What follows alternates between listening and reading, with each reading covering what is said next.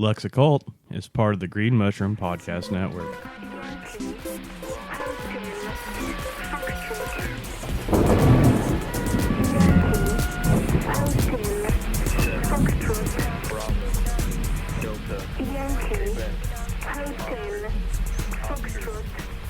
Begin the day with a friendly voice, a companion unobtrusive. Plays that song that's so elusive, and the magic music makes your morning mood. Off on your way, hit the open road. There is magic at your fingers. For the spirits ever lingers, undemanding contact in your happy solitude. Invisible airwaves crackle with life. Bright antennas bristle with the energy. Emotional feedback on a timeless wavelength, bearing a gift beyond price, almost free. All this machinery making modern music can still be open-hearted. Not so coldly charted, it's really just a question of your honesty. Yeah, your honesty. One likes to believe in the freedom of music, but glittering prizes and endless compromises shatter the illusion of integrity. That is part of The Spirit of Radio by Rush.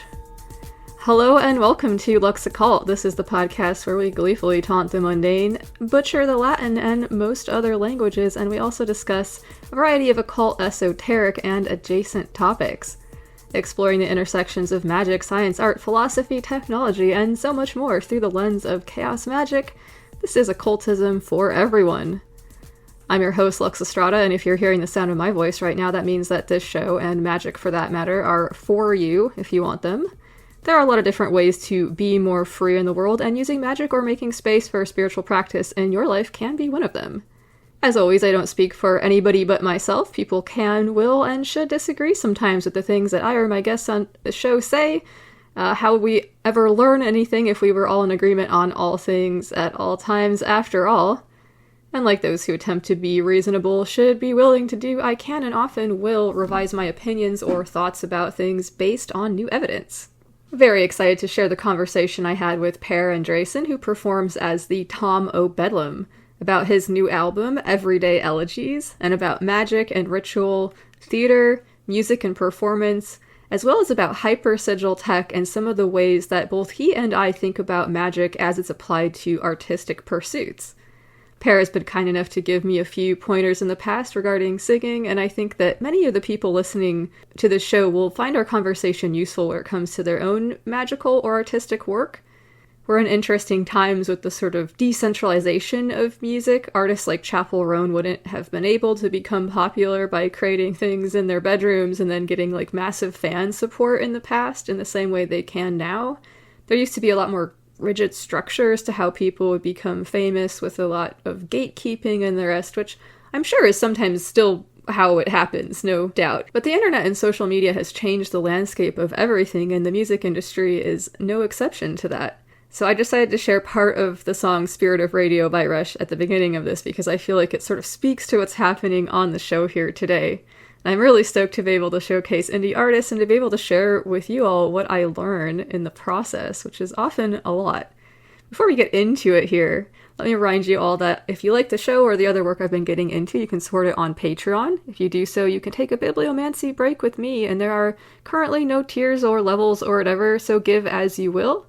There are a few new things available there, including a void journal entry and a recording of a ceremony where some participants of the Green Mushroom Project and I conducted some Mars-aspected astral work led by Dave Ardrey of the Unearthing Paranormalcy podcast. So thanks so much to Dave and everybody who participated last Tuesday. And thanks so much to everybody who has been supporting on Patreon. Don't forget to check that out if it sounds interesting. Buy Me a Coffee is also an option for those who wish to show their support with a one-time donation, but who don't want to do the whole Patreon thing. Thank you so much to everybody who's supporting the show. It makes it possible by allowing me to cover the expenses associated with making it, thereby justifying to myself the time that I spend, which is a lot. The support is especially helpful as demand for my time and energy increases due to some new life developments, which I'm currently navigating. I really appreciate the opportunity to be making this thing, and having the resources necessary to reach you all today is a huge part of that. So thanks so much for the support, which is making the show possible. Although I'm a pretty introverted person and I don't use social media very much due to this, I'm not there like checking on stuff every day or anything like that. But that certainly doesn't mean that I don't want to hear from you all. I'm beyond lucky to have such amazing listeners, collaborators, cohorts, co-conspirators, etc. I always welcome people's thoughts, questions, comments, suggestions, or arcane revelations. You can reach me at luxoccultpod@gmail.com. You can get me on Instagram at luxoccultpod or on Blue Sky Social at luxestrada919. Alright, as I said, I'm very excited to present the conversation that I had with Per Andresen, aka the Tom O. Bedlam, about the album Everyday Elegies, which is available now on Bandcamp. Check it out. Whether or not performance is an aspect of your magical practice or other parts of your life, there's a lot of fun stuff to sink one's teeth into. I really appreciate the opportunity to share a little bit about my process and some of the sound magic stuff that I've done, and thinking about hypersigil tech as well. I'll be back after the interview to do listener mail and shoutouts and share some final thoughts. But now, seeing as we are all aging by the moment, without further ado, let me go ahead and lead us into my chat with the Tom O. Bedlam with the track Grow Old. Cheers. Told me that the good die young, that I should give up all of me to fighting or to fun, that freedom burned up quickly as dew under the sun. Who profits by my passing when I've just begun?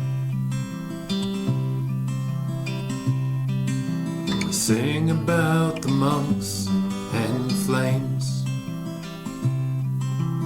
those who'd rather die than live inside a cage. If I put paint upon the prison bars, lights up on the stage,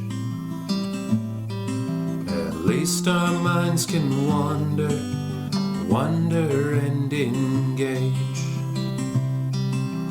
Look past the statistics, break out of the mold, work for what we need, think on what we're told, and get to know our neighbors, let our laughter ring out bold. You don't have to grow up, just swear that you'll grow old.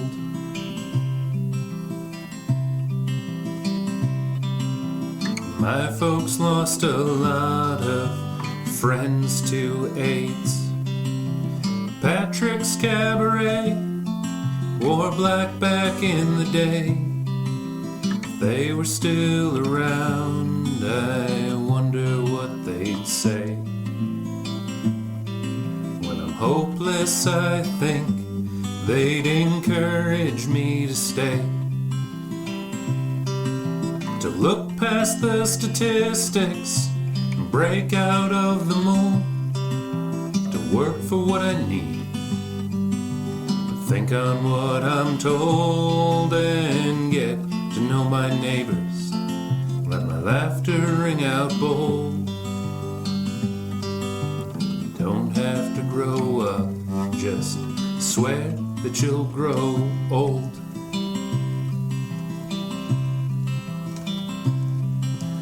Future sure looks scary, my friends. Maybe we're right, this time it's the end, but look me in the eyes, even if you have to pretend. Promise you'll tell stories and teach your kids to mend. Look past the statistics and break out of the mold, to work for what they need, think on what they're told, let them get to know their neighbors, help their laughter ring out bold. Don't make them grow up, just help them to grow old.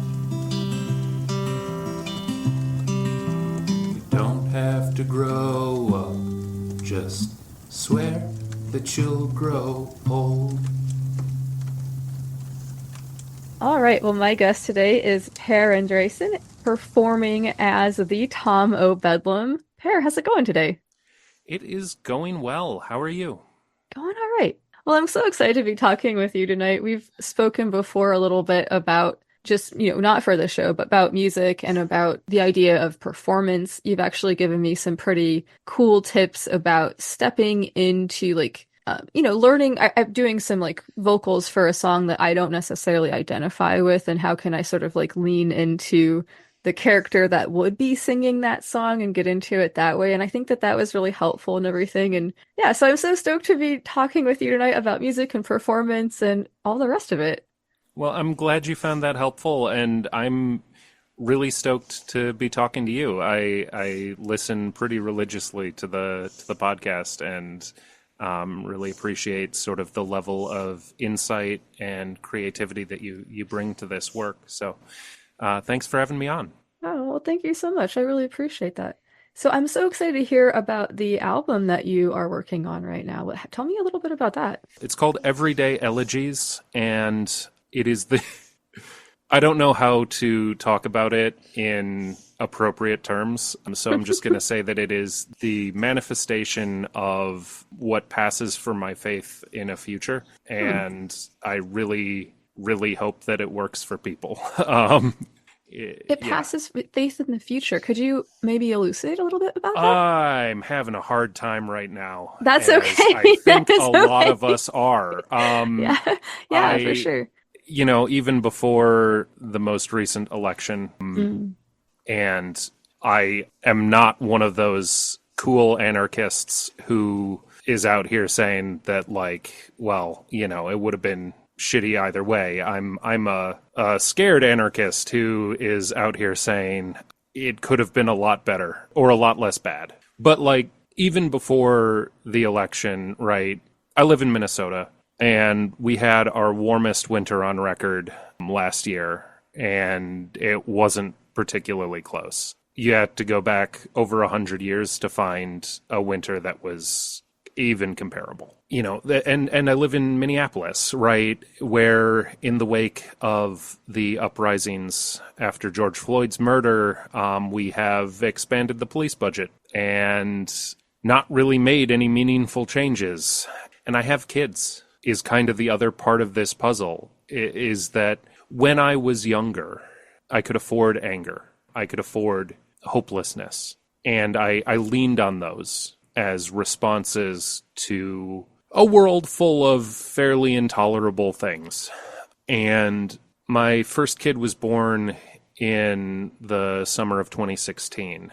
And I'm not going to be one of those people who says that having a child changes everything or like transforms your perspective necessarily, but it can. What a kid does is it forces you to stop running and really sit in relation to time in a different way. So the last 8 years has been a coming to terms with the need for a livable future in a very tangible way for me. And what this album is a collection of songs that are hymns to the now, hymns to the everyday, and actively finding the things my life and in our collective lives that are crying out for celebration. I think that answers the question. Yeah, I love that. Thank you so much for elucidating. Thank you. I'm so glad that that was useful. Yeah, no, absolutely. I'm hearing a lot of this sort of like echo of the sort of like solar punk ideas of like, how can we tell better stories about the future? And I think the idea of like celebrating, as you so beautifully put it, the things that are crying out for celebration in the present is like such a beautiful road into that. So yeah, very cool. Well, thank you. So I'm a little bit curious about the logistics of this album. Like, how many people are you working with? Like, what types of instruments are going to be on it? Like, what is this sort of like looking like when the boots hit the ground, as they say? It's a folk album, and it's going to be DIY. My background as a musician in this incarnation of my relationship to that label is in folk punk. I started playing music again shortly after realizing that I could not be a professional actor with children. Mm. The economics of it did not make sense. And what type of acting were you doing? Stage. I've done some screen work, but it doesn't do it for me. The live exchange of energy is where it's at. Yeah, I can relate with that for sure.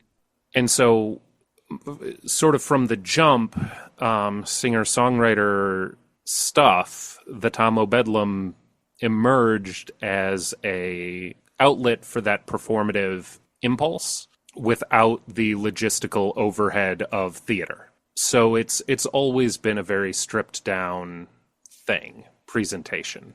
Okay, yeah, I love this. So could you tell us a little bit about this Tom O'Bedlam character? Like, I'm getting very strong, like, traveling minstrel, like, old school magician from the Tarot, perhaps, vibes, maybe bard from D&D, I don't know. Yeah, okay. So there's layers. The Tom O'Bedlam is a character in a couple of not old English, but medieval English folk poems. And he's exactly what the vision you're catching of him, which is he's a wanderer and a bit of a trickster. There was a history of a sort of street con or like beggar's game where people would claim to be on release from the Bethlehem wing of the sanitarium, the hospital whose name I'm forgetting. But the Bethlehem wing was where they put the mental patients, such as they were. And Bethlehem, of course, was permuted into Bedlam by the what's the word I'm looking for? I've been stalling out for a minute I'm looking thinking, for the word. the common parlance, perhaps. Yeah. Thank you. Yeah. So the Tom O'Bedlam is one of the Toms of the Bethlehem wing of this hospital, right? Okay. Or So this prison. is somebody who has this association with this energy of like madness or whatever. Yeah, exactly. And not only madness, but what seems to me a sort of sacred madness, Bethlehem, etc. Sure. Yeah. It's also, I'm getting like very Dionysian vibes, of course. We're talking about theater, so that fits too. So yes. Yeah. And there are two songs that I'm aware of that feature the Tom O'Bedlam. And one of them is the Tom O'Bedlam. And the other one is Mad Maudlin's Search. So in the one, Tom is wandering the world and begging for clothes and food. And then in Mad Maudlin's Search, Maudlin, the character, is going in search of Tom, who's wandered off some time ago. Yeah, I used to sing the Tom O'Bedlam or a version of it that I rewrote because, frankly, it's extremely long and kind of racist. Yeah, sometimes it's good to rewrite things Yeah. for modern times and ways that you want to sing them. I've rewritten some old like hymns to make them more Hecate forward and more palatable for myself. So yes. Yeah, yes. The opening line of the song is, "From the hag and hungry goblin that into rags would rend ye, the spirit stands the naked man, from the book of moons defend ye." And just that felt right. Yeah, I mean, there's so much like magical imagery there that's completely drawing me in. I can't wait to hear more of this story, right? Right, yeah, and the rest of the song is frankly a little bit weaker than that opening, but it's a very enveloping, the implication of the thing, the implied world in which this song exists is Well, it's our world. It's a very magical world, and I was drawn to that for obvious reasons. And then a couple years later, I was rereading The Invisibles, and Tom O'Bedlam is the wizard that sort of introduces our the protagonist of The Invisibles, whose name is escaping me because he's the most generic white Peter boy or in the something. entire. God, yeah, it's been a while. It's like But Jack or something. yeah, Jack Peter, something very Yeah. generic. This is Grant Morrison's classic, The Invisibles, for people who don't know what we're talking about. This comic book series that was Grant Morrison's hyper sigil. There's a whole bunch of cool stuff about it. You can check out the YouTube video, Talking with Gods, where Grant Morrison gets into some of the magical tech surrounding it. But yes, anyway, back to The Yeah. Invisibles and the Tom O'Bedlam in there. Right. The Invisibles is kind of like it's 90s woke. Like it shows its age a little bit on rereading. Yeah, when we But go back to it now, we're like, ooh. But it was for its time, it really like, and I think that when we go back and we look at stuff that we're doing now, like it will have the same effect. And as I hope will be the case as we continue to learn and become more aware of things in the way that we like move in the world and shit. So yeah. right, and I don't want to. I'm a huge fan of Grant Morrison as a person, and I think that he was working with the best intentions and tools that he had, and responding to being a queer creator in the 90s, right? So, Yeah, sure. but There's but definitely it is a there's some little cringy things in it, but also I think that it was well ahead of its time. yeah, I will have its time, and I do think coming from like not a hateful place Yeah. as far as some marks were missed, perhaps we could say. 100%. But the Tom O'Bedlam is this almost psychopomp character who pulls our everyman protagonist into the world of the kind of surreal and obscene and wonderful magic that is present in the background of The Invisibles, and subversive, importantly. And I named myself, or I started performing as the Tom O'Bedlam while I was still in my maybe not quite rationalist materialist phase, but I had not yet come back around to magic. And I don't know how much of claiming that title or performing that title was a factor. But it's hard to look back on the road that I've traveled the last 8 years or so and not see it as a part of myself that is pulling me in a direction. Okay. So it's Dane McGowan. Sorry, I had to look it up. Dane Sure. McGowan is the character's name that we were trying to remember earlier. Sure. Okay. That's fair. I will forget that moment any minute now. Absolutely, yes. It's very forgettable. I just wanted to put so people aren't sending me lots of emails. Yes. That's fair. That makes a lot of sense, though. Hell yeah. Yeah, so that's the name. So I'm hoping we could get a little bit more into the idea of putting on a sort of performance character. Are there any sort of like aspects of ritual or anything like that entails for you? I've spoken to other creators who have like these sometimes very kind of complicated steps they like to go through to get into it. I know that this is the case for a lot of like famous people too that have these like complicated rituals before they either perform music on stage or perhaps like do their athletic thing or whatever it is. I'm curious if there might be something like that for you and the Tom O'Bedlam. I honestly wish there was. It would make for a stronger story. But anytime I've dabbled with that, I've rejected it. Like I've had like a psychic immune response to it.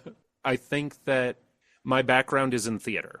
Specifically, the theater techniques that have resonated with me are Meisner sort of extreme awareness of or aliveness to the specifics of the individual performance, and on the other end of things like Lecoq, don't know how to pronounce his name, I don't speak French, sort of like really arch movement stuff. It's probably a really inappropriately informal way to talk about one of the greatest French clowns. And yeah, anyway, so I've never been one of those actors who has a lot of stuff in their process. I've never had a soundtrack or a big like pre-show ritual to work up to the thing. My process has been to learn my lines cold as soon as possible in the rehearsal process, and then just empty myself of me and go on stage. Okay, yeah, I love that. So it sounds to me like a lot of your process has to do with the idea of like really stepping into this performance space in terms of like exaggerated or whatever, like these big movements. I'm not familiar with the schools that you referenced, but I could just from context, like I pick up a little bit of it, and it sounds like it's more about the like actual process and the preparation of getting there for you. So much of acting is about unlearning how to be you. When we are kids, we are consummate performers because we just honestly express our shit all the time. I wish I was the actor that my 5-year-old is. But I have almost 30 years of experience in dishonesty that they're not having to like overcome. Sure. Yeah. This is a very magical idea too. Absolutely. Yeah, right. And so my process is basically the text, whatever I'm working with.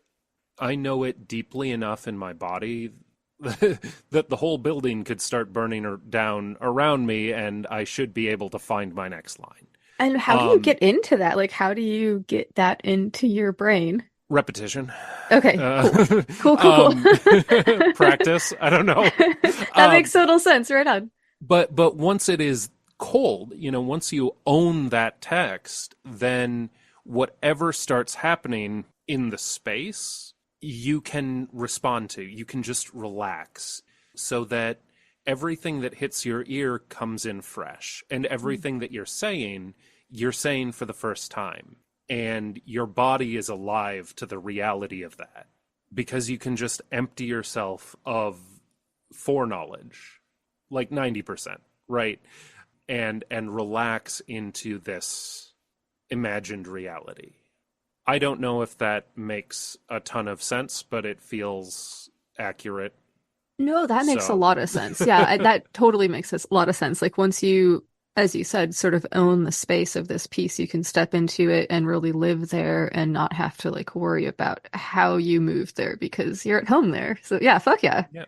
So I guess the way that I approach being Tom is I don't approach being Tom. I guess Right on. I turn my own habits and inhibitions and excuses down as far as I can.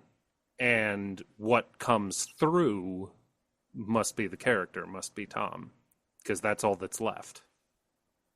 Yeah, fuck yeah. I love that. I'm curious how your performance work and your magical practice intersect, if at all.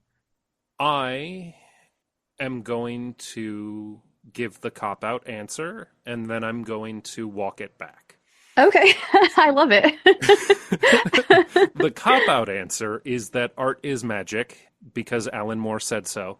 Sure, of course. But in a more boots on the ground something sense. Fossil Angels, whatever. Everyone who's listening to this has read that essay.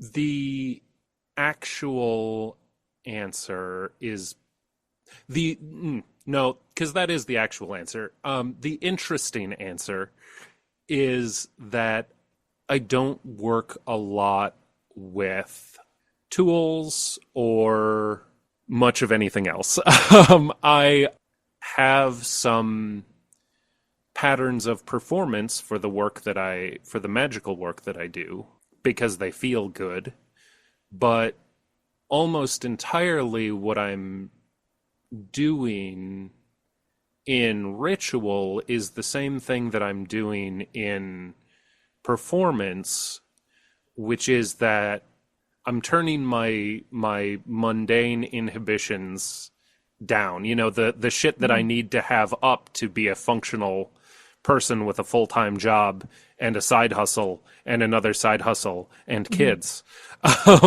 Right. All of the filters that I have in place to function, I have to take those down so that I can be aware of the subtle energies moving through space and the other than human entities, intelligences, whatever, that are there with me.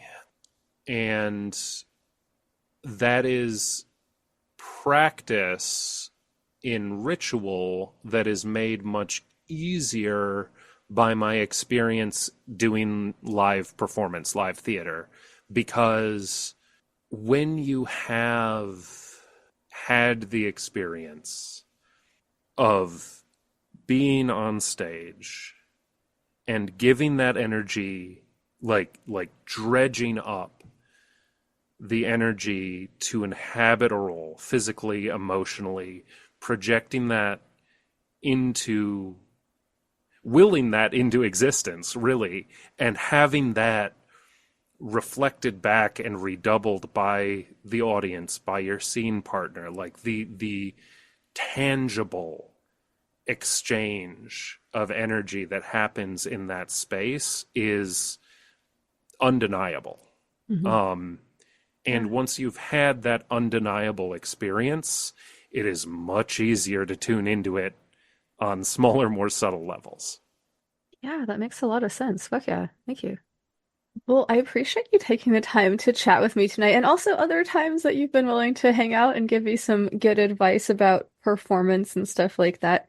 There was one other thing that I was hoping to ask you about, and this is a little bit of getting off on another topic, but the idea of sort of like embracing healthy versions of, you know, masculinity or whatever gender type stuff people want to have. And like, I'm kind of curious to hear what that might look like in terms of like practice or whatever thoughts you might be willing to share about that, because I think that the more that we can do this type of stuff and be good examples for each other, because there's not always like a lot of good examples out there in the world, but as long as we, you know, as much as we can kind of like feel in the dark together about what that might look like, I think is really cool. And I'm just so curious to hear what your thoughts about that might be. For sure. And I want to paint a picture for the listening audience. Fantastic. I'm 6.5 feet tall. I'm 240 something. I am broad-shouldered and perhaps pretty imposing then. Okay, yeah, perhaps an imposing person. Yeah. Okay. I really try not to be, but that's the way that I have physically embodied in the world, right? And we don't get to choose how we No, how we if we did, I would be David Bowie. Yeah. Like, exactly. Well, yes, wouldn't we all? I'm twice what I want to be, but that's fine. I feel like I'm half what I want to be. So I don't know. The grass is always green. Right, exactly. I have such little dog syndrome. I've got a big bark, but I'm very small. Well, my wife is 4'11", so you know it's there's some cosmic justice in that. But no, I have struggled with masculinity forever as the child of hippie parents, as a theater kid, as a, you know, gay teenager and otherwise queer adult. The only good thing that happened to me on Twitter was when Kate Bornstein followed me, who, if anyone isn't familiar, is one of the most amazing, like, trans theater makers of, I don't know, all time. Sure. And her book Gender Outlaw is incredible, and yeah, she's just amazing. Okay. And I have really struggled with, as a theater maker myself, the performative aspect of gender, right? And how much character is intrinsic, how much identity, I guess, is intrinsic versus emergent.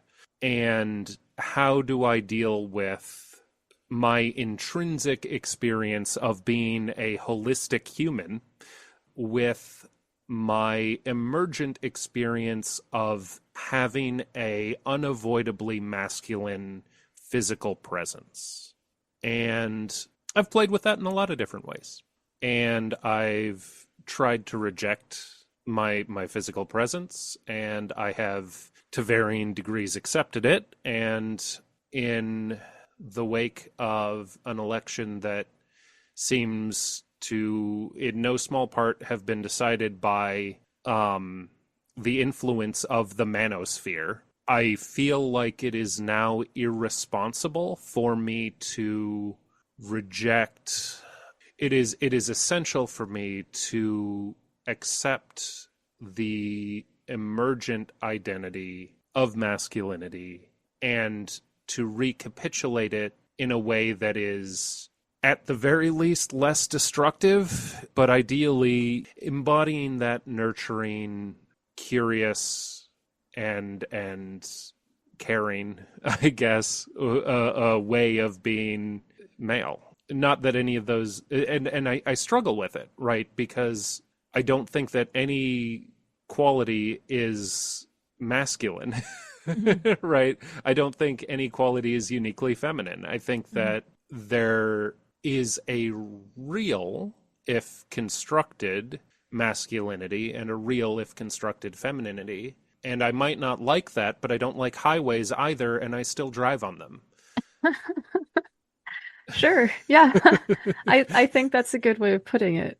So I don't know how to do this exactly, but I'm kind of I'm publicly committing to figuring it the fuck out. Fuck yeah. No, fuck yeah. I don't think anybody does know how to do it. Like I think, as I said, we're all kind of like feeling in the dark for what this stuff might look like. And I do think that there are a lot of like painful narratives attached to what might be classically considered like femininity or masculinity, as they force an individual into some type of like role that might not suit them, right? Like, and yeah, it's just so complicated. And I think that you have a lot of wisdom in terms of like recognizing, it doesn't always matter how we feel or move in our own bodies in the world or whatever. Like the way that we have been embodied will have an impact in terms of how we are seen and therefore how we move in society and stuff. And like,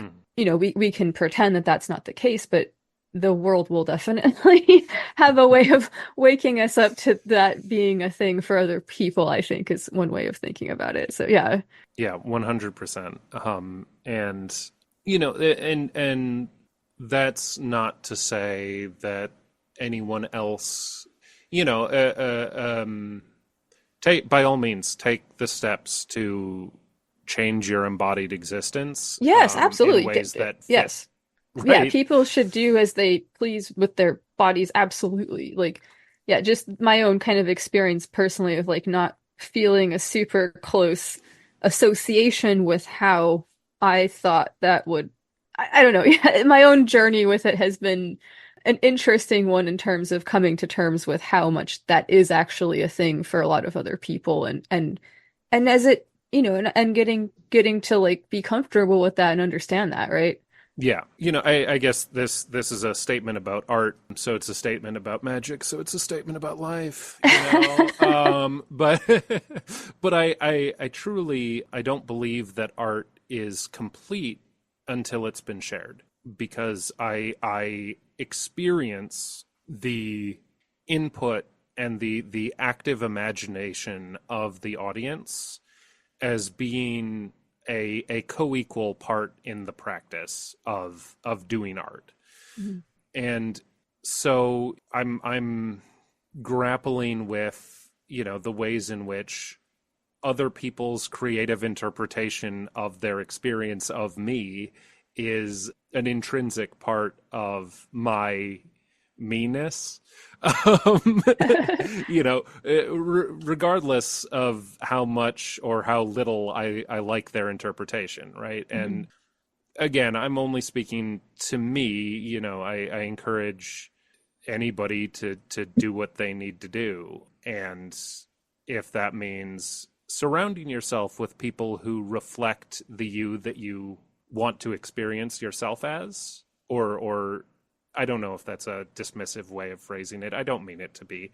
But then that is fine. Like, go for it. Do it. I have the physical pattern that places me at the nexus of this conversation of masculinity. And I feel called to do the work to accept my place in that conversation and to try to move it in a direction that is less abhorrent to me. Yeah, that totally makes sense. And I mean, we can talk about like privilege or whatever. Like, nobody necessarily gets to like choose what tools of privilege we're born with or whatever. Like, all we can choose is like how we use them and shit. Yeah. And so I think that's really cool that you're seeing that, and I really respect that you're taking on that work. So fuck yeah. Fuck yeah. So Per, this has been really cool hanging out. Is there anything that I haven't asked about that you would like to talk about, or is there any questions you would like to ask me, or things that you would like to plug? I am really bad at self-promotion, and am really bad at talking about my own work, and have resolved to try and get better about that, because I guess it matters or something. Do you have like a website where people can find it all? Okay. It's going to be up on Bandcamp for sure. I guess we've talked about how I approach performing music, performing theatrically, in this conversation and previously. And I felt a little weird when I first offered to have that previous conversation with you, because you make some really, really cool music. Your audiomancy tracks, I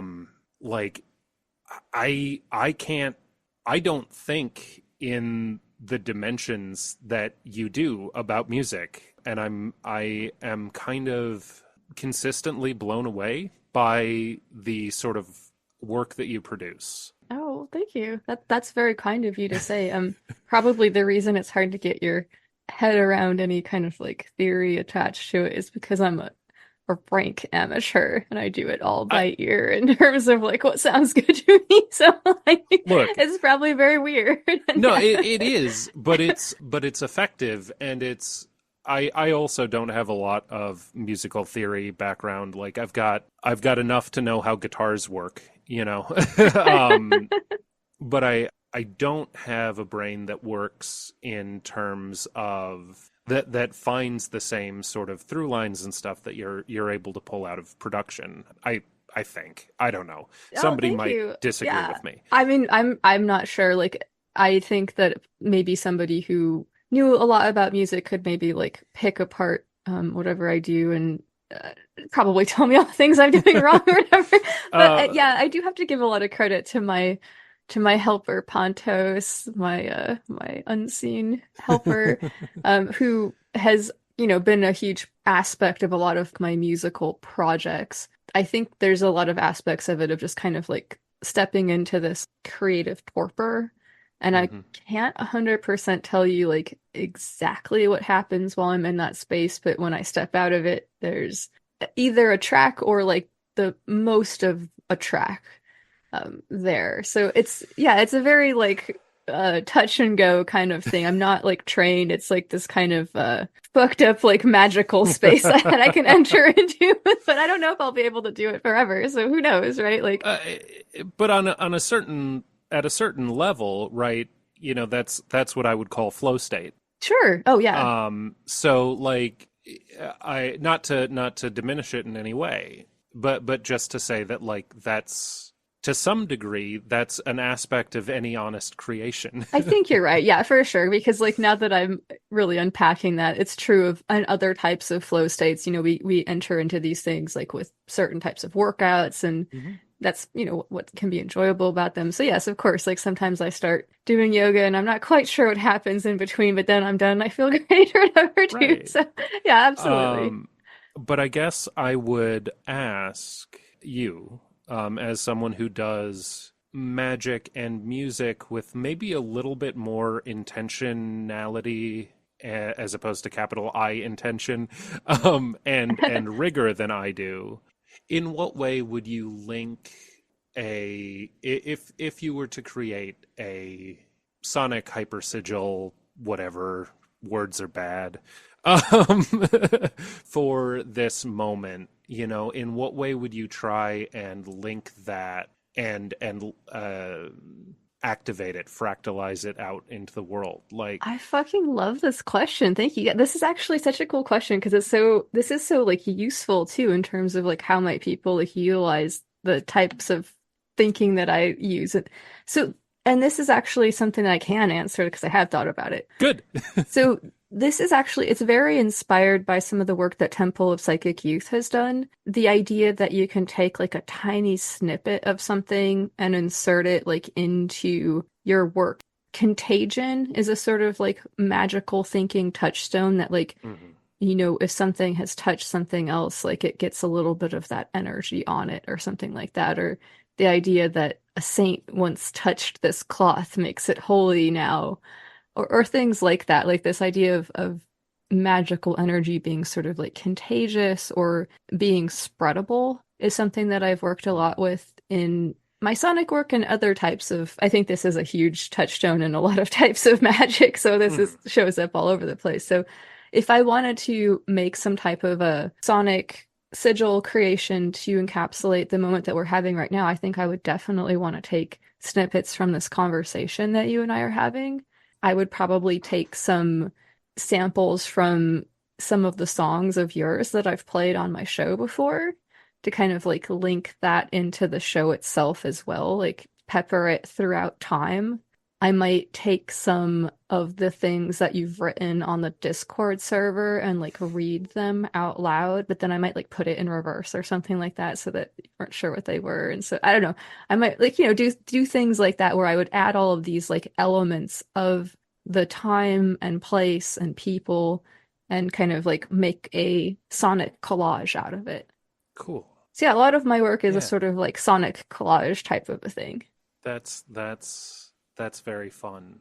How would I Cool. activate Thank it you. though? That's like the other question is how would I activate it though? Yeah. I think that, as you said, like art's not really like alive until it's shared.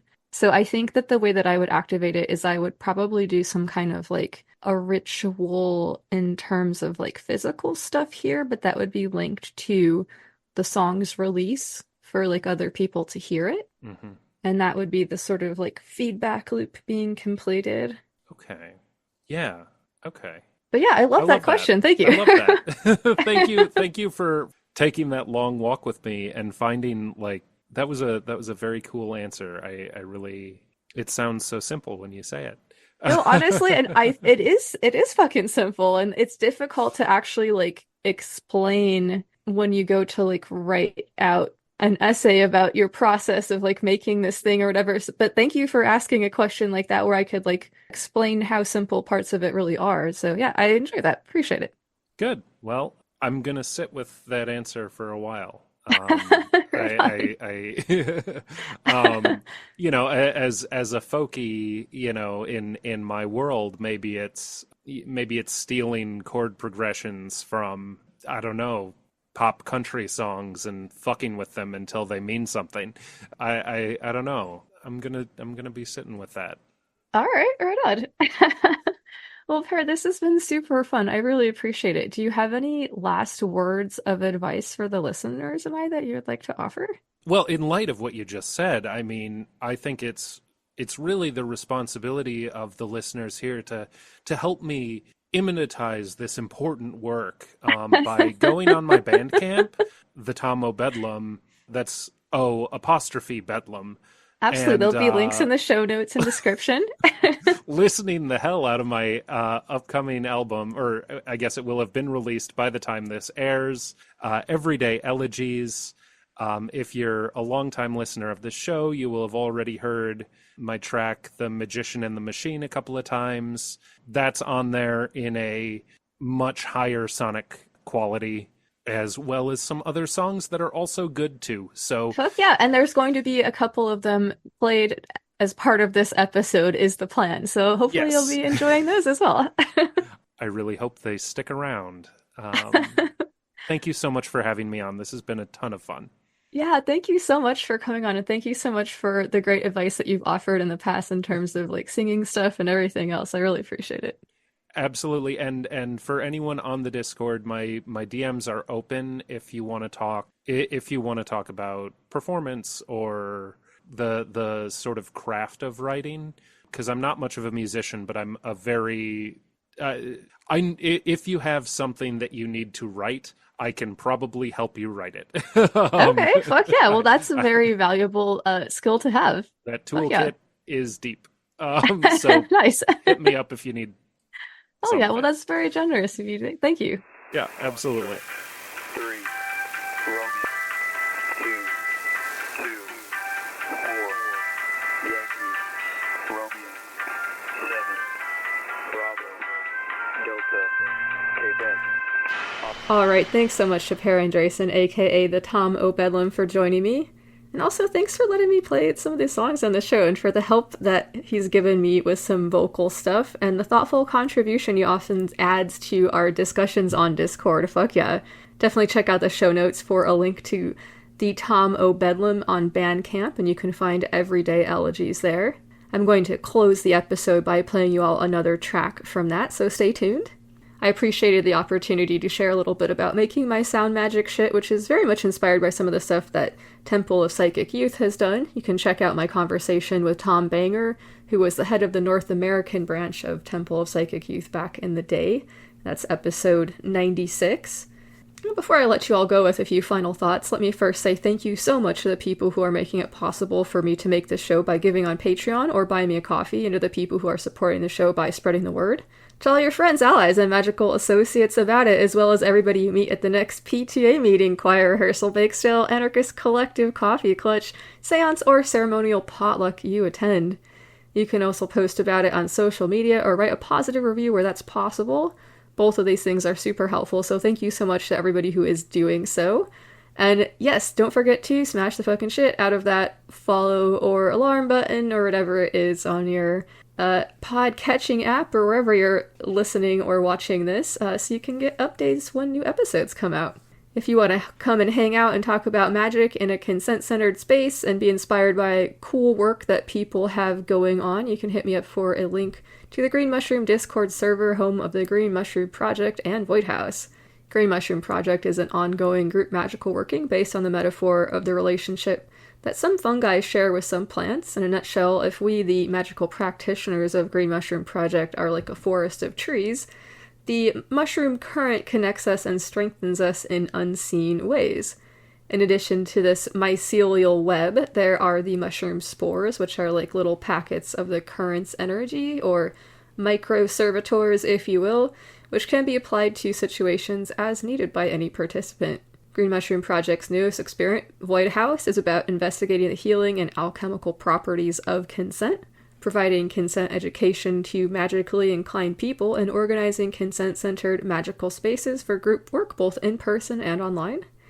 There's lots of fun and free activities going on the Green Machine Discord server, including our weekly Fungal Friday chats, as well as special events like ceremonies and seasonal celebrations. There's also several educational opportunities and ways to get involved and participate in our online group ceremonies and stuff like that.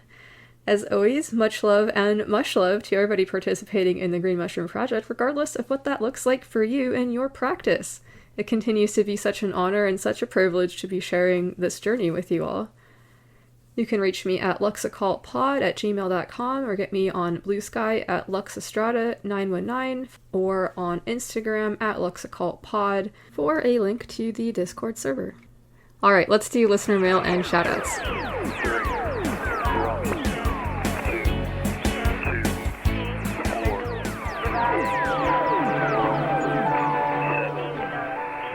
Shout out and a sincere thank you to everybody supporting the show on Patreon, Buy Me a Coffee, and elsewhere. Greetings to everybody who's been doing what's possible where civic action is concerned, and to everybody in the magical resistance, stay strong and stay safe. Shout out to Omega Decay, and thank you for your patience with my scheduling meltdown. It's been interesting trying to keep shit straight lately, and I could honestly use a secretary, so I appreciate you and other people's kind understanding about all of that lately. Shout out also to the fine cadre of pocket mages who I have the pleasure and honor of interacting with on the Green Machine server. Fuck yar. Thanks so much to everybody who's reached out and who has been supporting the show. Whether or not it was featured, know that all of the missives I receive are much appreciated. If you'd like to send me thoughts, questions, comments, or arcane suggestions, you can reach me at luxoccultpod@gmail.com or on Blue Sky at luxestrada919 or on Instagram at luxoccultpod. Alright, a few final thoughts here. I really liked what Per said earlier about his process of doing both magic and performance as being like emptying yourself out of your everyday self and allowing the magical part that remains to bubble up to the surface. Right now, circumstances for me are such that I have a lot more space around me to do that work of emptying myself out. Recent changes in my life have allowed for an energetic shift on a sort of like physical level. A big part of this has to do with having most of what I own in boxes. Audiophiles might have noticed that I sound a little different in this recording. It's because my recording space has changed, as an example of all this. And this shifting has allowed for some interesting new creative stuff to come to the surface. There are a lot of creative projects I'm putting off until things are more settled in my life, but there are also a lot of like little new things that are coming up and demanding attention in this new open space too. And it makes me reflect on something that somebody recently said to me. This person commented that moving would be a big blow to me creatively. And of course it's like stressful and a lot of work and the rest of it, which obviously sucks, but I'm not sure if the creativity thing is at all accurate, at least not for me. You see, I don't think art requires like hours of leisure time and tons of expensive materials to be accomplished. It certainly helps if you have those things. It could be argued that it helps any endeavor, not just art, though, to have things like that. In my own experience, I tend to find that in times of pressure, this can act as a sort of catalyst for creativity. And if we put off creating things until circumstances are just right, or just how we imagine they might have to be in order to make the thing, we might not ever actually start it at all. The perfect situation we imagine might never happen the way that we suppose it will. So to use a clumsy poker metaphor, it's better to play now and start placing bets in whatever moment we find ourselves with whatever hand we've been dealt, rather than sit out every round until we feel like we've gotten the perfect hand. Perhaps what we make will be different than what we thought it would be when we started, which is usually the case for me. I often hesitate to call myself an artist because, except for some of the photography stuff I've done, it's not typically the case that I have a full vision for something that I then carry out. My process is a lot about discovery, where the thing I'm making emerges from the void and it and I see each other for the first time or whatever. I don't know, maybe that's how it is for everybody. I have no idea. It's difficult enough to get one's arms around these experiences, like, for ourselves in our own lives, let alone trying to, like, compare notes about what other artistic or magical fugue states might be like for other people. Anyway, my point is here that if there's an inclination to create something, feed that inclination in the moment where it shows up, in whatever small way you can. Maybe that means just taking a few notes for later, rather than breaking out in song while in a meeting at work. But giving that creative or magical inclination a small nod in the moment can be a great way to foster it. Or to do the opposite, if that's your goal. I mean, ignoring things can be a great way of not fostering them, too. But things don't have to be perfect to create something. Finding the cracks in the concrete where the little flowers can grow would be another way of looking at it. Some questions to ponder would be, where are there spaces in life to give yourself permission to create the things that will nurture you and perhaps others? Where are there possibilities for these spaces if they don't exist yet? What are some creative resources you might have that you might not have taken stock of yet? What are some talents you'd like to discover or develop? And how might it feel to explore that? As you consider what these answers might be for yourself in your own life, I will now share with you the Green Mushroom Project statement of resistance as I remind you all to resist. Resist by maintaining sovereignty of the self. Resist by maintaining love of the self. Resist by maintaining fierce loyalty to love and pleasure. Resist with acts of radical kindness. Focus on the path to better times. Fuck yeah. Thanks so much to Pear, aka the Tom O. Bedlam, for joining me. Check out his work on Bandcamp at the Tom O. Bedlam. Thanks so much for the kind words and support for the show and my other work. I really appreciate it. Gratitude to Hecate, The Void, and all of Team Unseen. And most of all, thanks so much to you for listening. Much love. This is Lux Estrada, reminding you to stay strong and stay fucking curious. And guard your mind. Let's go out with another track from Everyday Elegies by the Tom O. Bedlam. This is Chapel Perilous. Cheers. Perhaps I can help you, Chuck. I think the election was a victory for good government. It might also be called a victory for propaganda, but that would have been equally true if our opponent had won. You stand at the crossroad, the fork in the stream. Looks what is to come and what has been. Taught to you in schools, repeated cross screens. Some kind of all-consuming fever dream. It awaits each of us, seekers unseen. The gates of Chapel Perilous, straddleways between. As the blade of the sun describes earth from sky, tongues tangle touching the edges of white. We do what we do and never dare fly, unless we might learn to laughingly try.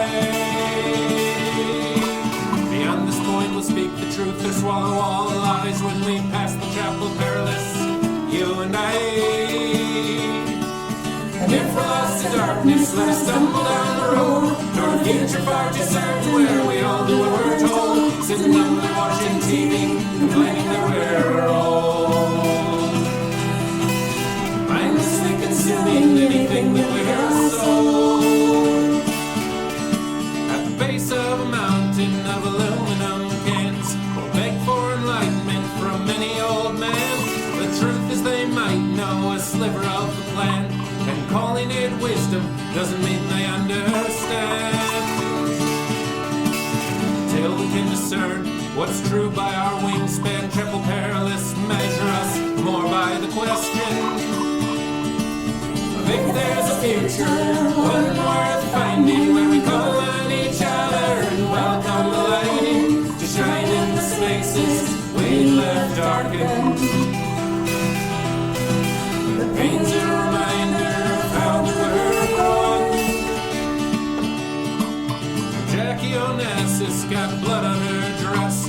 We watched the towers topple.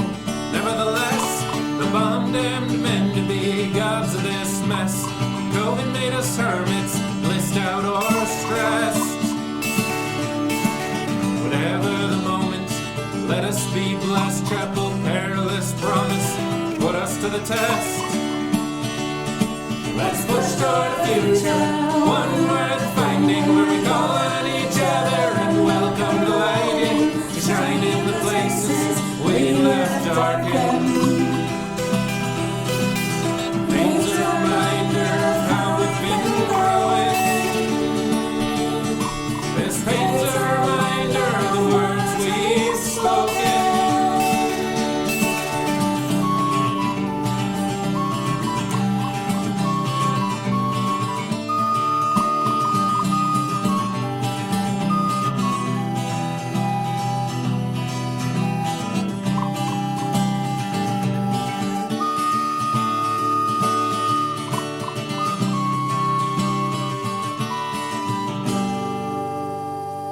Lux Occult is part of the Green Mushroom Podcast Network. What scares you? Ghosts, Aliens, Monsters? the occult. conspiracies, Some of you like to be scared, and unearthing paranormalcy is for you. some of you try everything you can to avoid it. Unearthing paranormalcy is for you. We take the topics that scare some, and we dig in to find the source, then present the history to make the paranormal a little more normal. We also throw in a bit of comedy to shed a light on some of the darkness in the world. So whether you're scared of bumps in the night, what's inside your own mind, or strange lights in the sky, we cover it all. We dig in and present all that we find and try to come up with some logical And not so logical. reasons for the high strangeness happenings. Sometimes we are scared of the things we don't understand. And the more we understand, the less we fear. So find us, Unearthing Paranormalcy, on your favorite podcast app. And join us on Facebook, Instagram, and Discord at UMP Normalcy. And until next time. Keep digging.